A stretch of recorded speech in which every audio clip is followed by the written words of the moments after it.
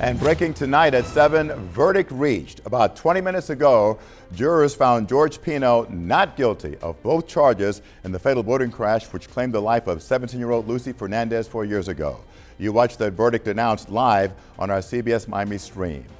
Jurors deliberated less than 2 hours before reaching this verdict. Pino not guilty of vessel homicide, not guilty of manslaughter. Let's get right out to CBS News Miami's Chelsea Jones. She is your reporter live inside the courthouse this evening with the very latest on this breaking news. Chelsea.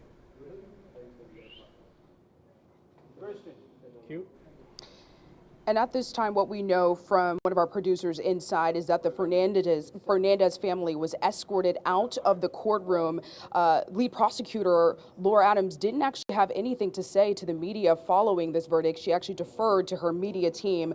What we can tell you is that when that verdict came down, there was a moment of stillness from George Pino as they read the not guilty verdict for both the manslaughter and vessel homicide charges. Then he broke down in tears. Take a listen to that moment. We, the jury, find unanimously as follows. As to count one of the information, manslaughter of Luciana Cristina Fernandez, the defendant is not guilty. So say we all on this 22nd day of June 2026, signed by the foreperson CF. In the Circuit Court of the 11th Judicial Circuit in and for Miami-Dade County, Florida. State of Florida versus George Pino. Case number F24-22896. Judge Marisa Tinkler Mendez. Verdict. We, the jury, find as follows. As to count two of the information, vessel homicide of Luciana Cristina Fernandez, the defendant is not guilty. So say we all on this 22nd day of June 2026, signed by the foreperson CF.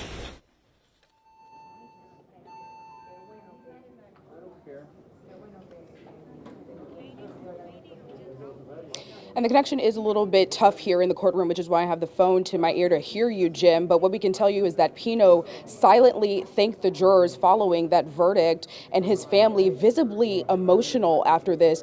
I mean, this day started shortly after 10 o'clock with the prosecution trying to prove that he was negligent in his operation of that boat. Unfortunately, it appears that they were not successful. The defense really picking apart every single point that they tried to make this afternoon. And then the jurors took it to deliberations in less than 2 hours, coming back to the courtroom with their decision.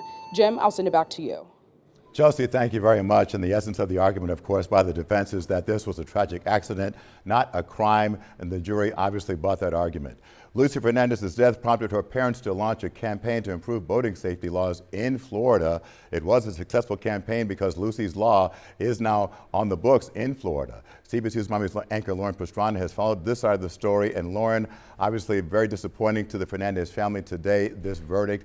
But of course, their campaign to improve boating safety laws did make a difference. It certainly has over the last few years, Jim. When I first met the Fernandez family a few months after the crash that took place in September of 2022, they welcomed me into their home to talk about their daughter, to talk about Lucy Fernandez and the legacy they hope that she would leave behind. And something that they showed me was this flag here, and it's become a symbol for boating safety. They hope that they one day could see many boats in Biscayne Bay filled with this flag because they hope it reminds people to use caution while out on the water. And Jim, as you mentioned, Lucy's law did become law in 2025. The Florida legislature passed it, a landmark law for boating safety here in the state. The legislation received overwhelming bipartisan support, passing the Senate 31-0 and the House by a near unanimous vote, and of course signed by the governor as well. The law strengthens penalties for reckless boating, aligns certain boating offenses with more serious criminal consequences,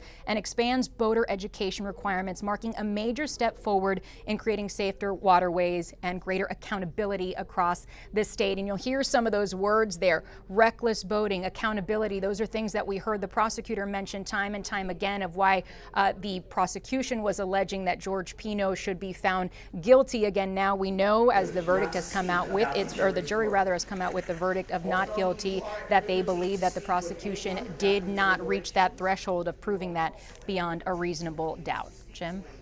Of course, we talked about this trial, and of course, many of us wondered perhaps why George Pino didn't take the plea deal that he was offered. He was offered to plead guilty to a misdemeanor. He elected not to do that and decided instead to take his chances on 2 felony counts, both of which carried a maximum of 15 years in prison.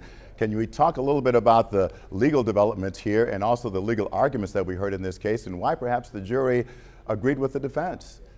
I think what was interesting today as we watched the closing arguments unfold, Jim, was that in the first 5 to 10 minutes of the defense's closing arguments, it seems as though they went point by point going against the prosecutor's closing arguments today. The prosecutor had alleged that these various actions in their totality altogether were contributing factors, but instead of taking them as a whole, the defense broke them down one by one, talking about the speed, going 47 miles per hour or full throttle, as the prosecutor alleged, that in and of itself is not the cause of a crash. Also, that the idea of having several girls in the front, the bow of the boat of this 29-foot Robalo, that wasn't the sole factor in the crash. So Howard Strebnick went one by one in his closing arguments today, sort of rebutting everything that the prosecutor had said in her initial closing arguments. But then Laura Adams came back in her own rebuttal and talked about this idea, even holding a demonstrative of a rope, saying that